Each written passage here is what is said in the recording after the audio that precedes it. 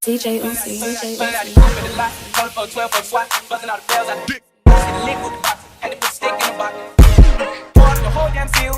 DJ Uzi.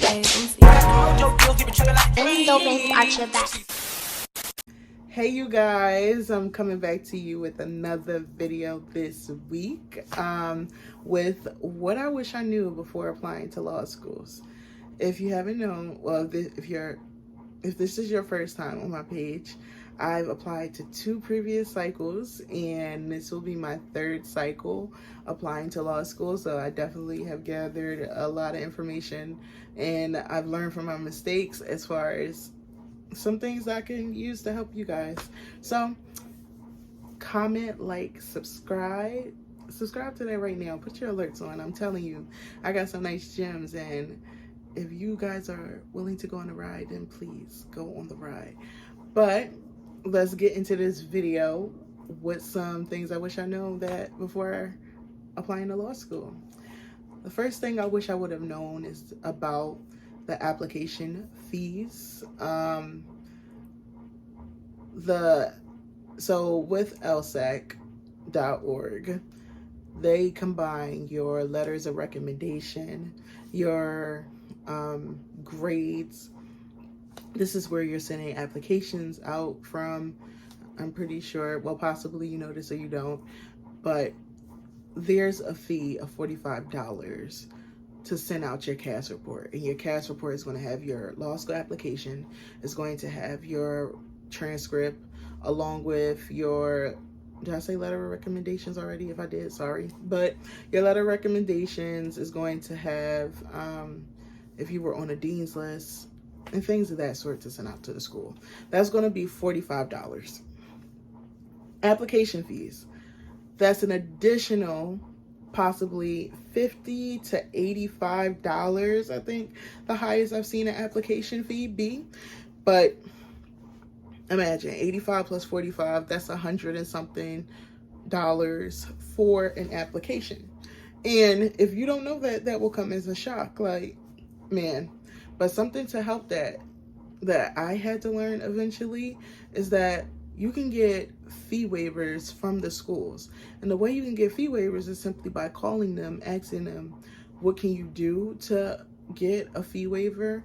I know some schools only offer like need-based, or they'll offer merit-based, based off your own stats compared to the school.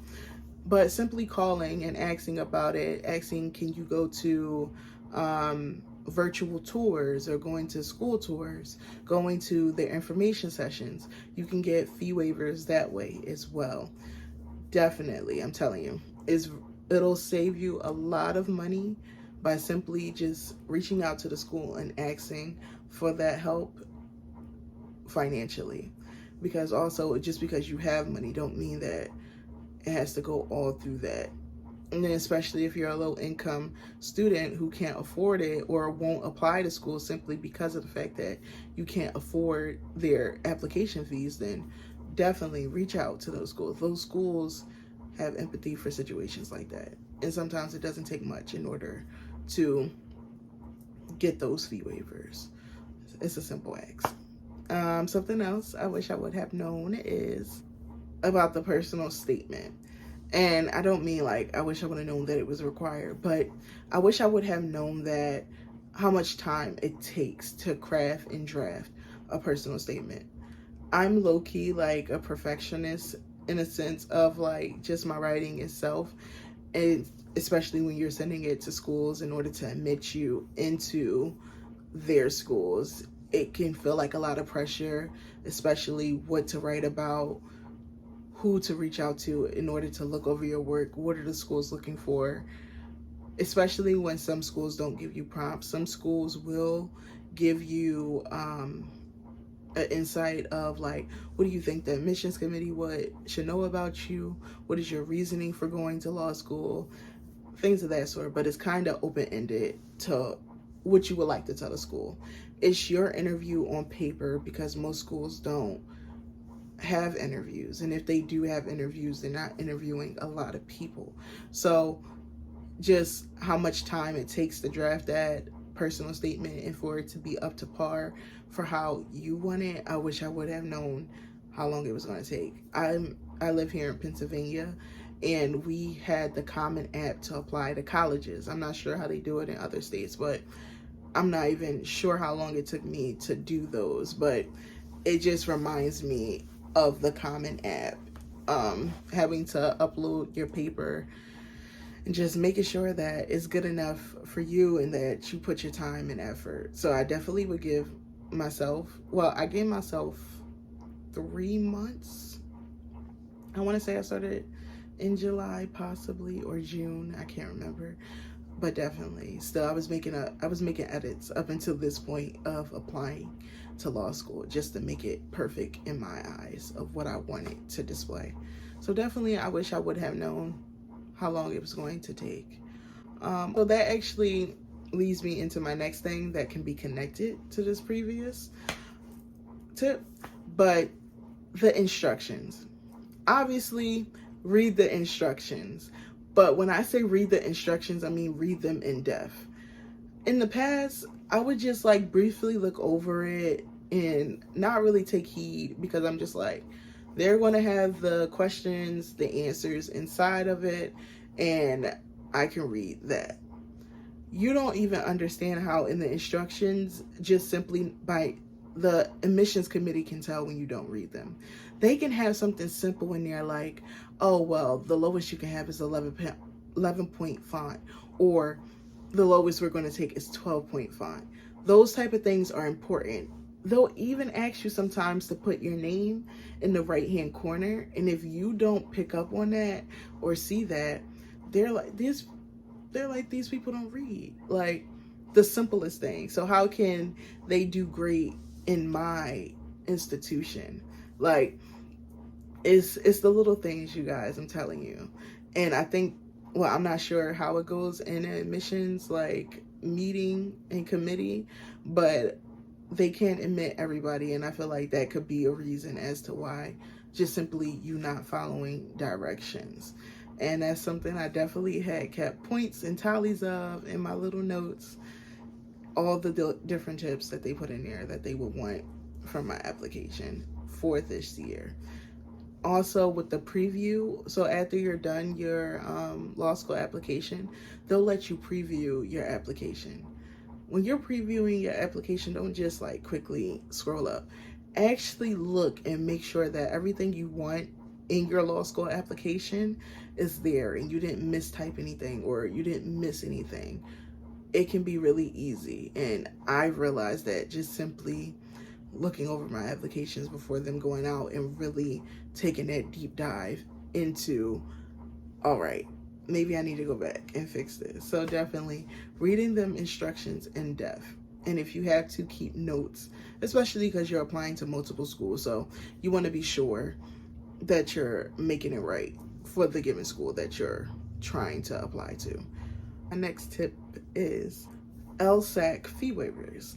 I did mention that a little bit in the beginning, but LSAC fee waivers are for low-income students or under a certain poverty line who can qualify to get the CAS, the CAS paid for, which is at a value of $195. You can get 2 LSAT tests free. That's $215 each test, and also you'll get 5 to 6 CAS report fee waivers on top of that. So simply you wouldn't have to pay the fee of $45 for like 5 or 6, but I really think it's 6 you get in total. It's in between that. That's why I'm saying 5 to 6 if you get approved for the LSAC fee waiver. In the past, I applied to it, but then I got rejected, and I just took the rejection like, okay, well, I guess I just don't qualify for it. But if you do get rejected for it and you really are like struggling and your bills are just like exceeding what you can actually afford, appeal that LSAC fee waiver and upload documents showing the hardship or the things that you have to pay for currently, where so you cannot pay what these schools are asking for currently, or just simply things like the CAS or the LSAT. I'm telling you, if they say no again, then okay. But all that you lose 100% of the shots that you don't take. So definitely fight for that. You about to be a lawyer or whatever reason you go into law school, you better advocate for yourself so you can get that discount. But definitely something that was really important that I had to learn, from experience. The next thing I learned was talk to your pre-law advisor. And this is even for people who have been out of school. Okay, I'm going to refer to people who are in school or people who are out of school. Your pre-law advisor can be really essential to your process, because your pre-law advisor is there because possibly, well, more than likely, they've been to law school, they went through the process, and they're there to help you. Me being out of school, I've been out of school for 2 years. By the time I go to law school, I would have been out of school for 3 years. So simply reaching out to the pre-law advisor, I have reached out to her asking about my materials. I went to Penn State, and so I can simply just call my alma mater and just set up appointments so that I am fully informed and aware of just my application materials I'm submitting, and making sure that they're up to par or they're good enough in order to send to schools, or if I'm divulging too much information. But my pre-law advisor has been really helpful and reassuring.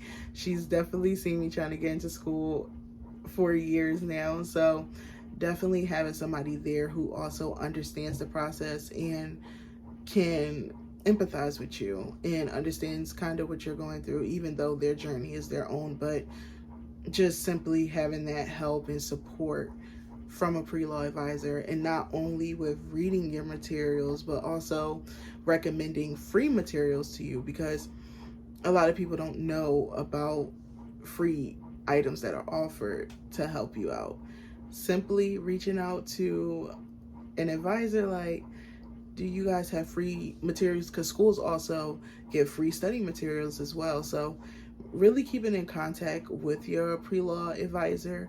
And for students who are actually in school, I'm not sure how your schools are, but like, for instance, at Penn State, we had a multicultural org that was simply for students who were interested in going to law students, and I wish I would have joined it, because then I could have built relationships with people who were going through the same process with me. Also, your pre-law advisor can introduce you to internships as well.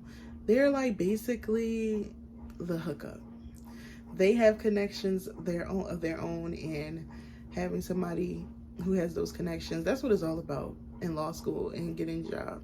Networking. I will have a video on that, but simply your pre-law advisor can be your first networking opportunity and can help you just through this process as well. So definitely reach out.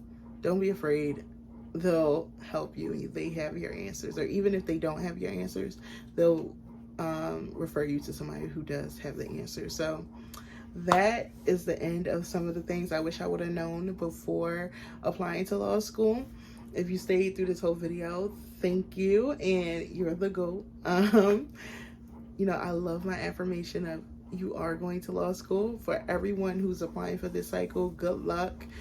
Take your time. It can be a stressful time, but you got this, guys and girls. So again, comment, like, subscribe, share, turn them alerts on if you like my videos or what I'm talking about, and see you guys next week. DJ OC. Window bank arch your back.